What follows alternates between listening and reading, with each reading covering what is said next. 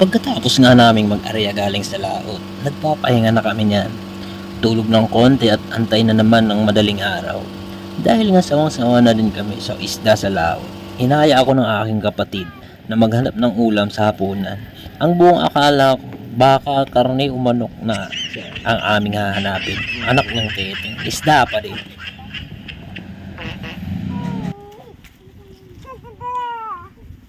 5 minuto makaraan, ayan, nakachamba agad kapatid ko. Meron na kaming puhulam na to. Ayan siya.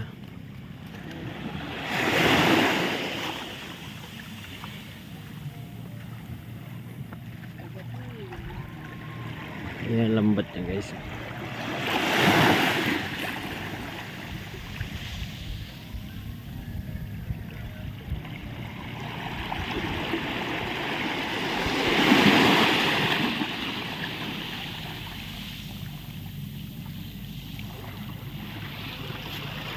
At dahil nga magdidilim na, paano na naman para magsilautan yung mga kabarangay natin. Ayan, nagtumulak na sila palaot.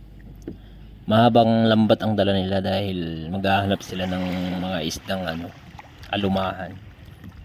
Yung nakakukuha lang pag pumatak o sumapit ang dilim.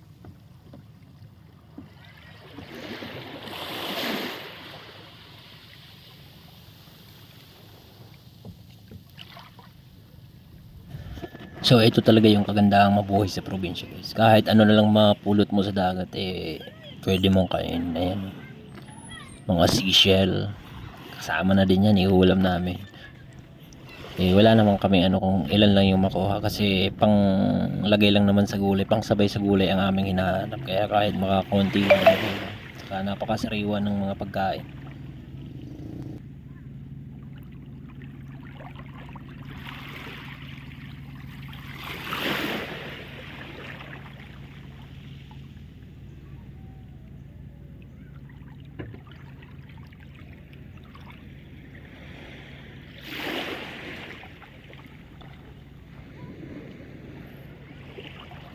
Anan?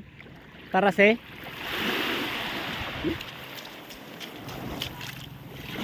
Pasok bagay.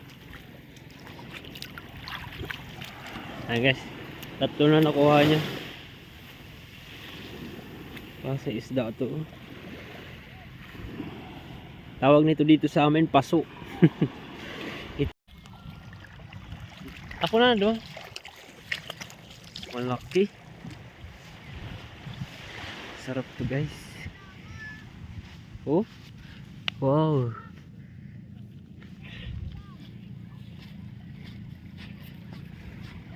Ayun guys, may ulam na siya.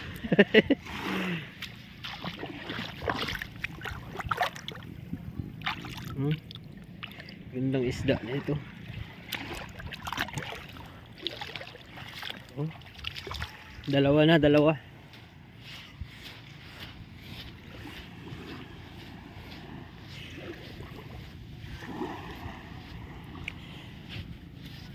Ayan. Pang ulam na.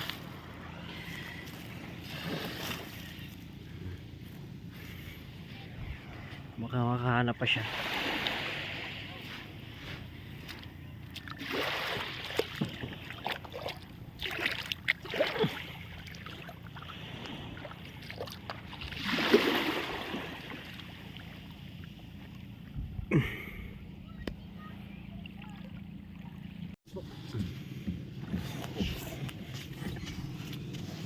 Pagod ako sira. Saro. Sige. Di it nga ni suna ako aboy tapos mahagad ka pa matunukan. Kalinturahong ka. Ano man no? Sarap tarong nupo. Nupo nga ni nakakasta.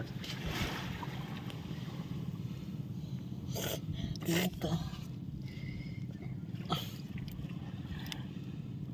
Sus mo Yusip.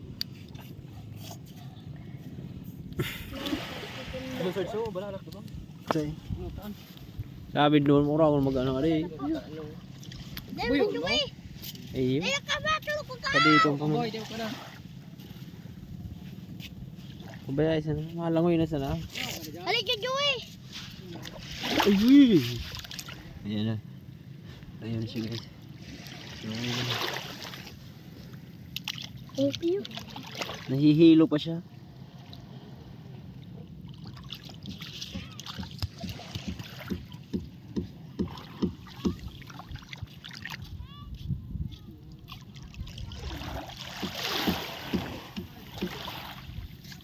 Ganda na ang hamang. Ano po? Ito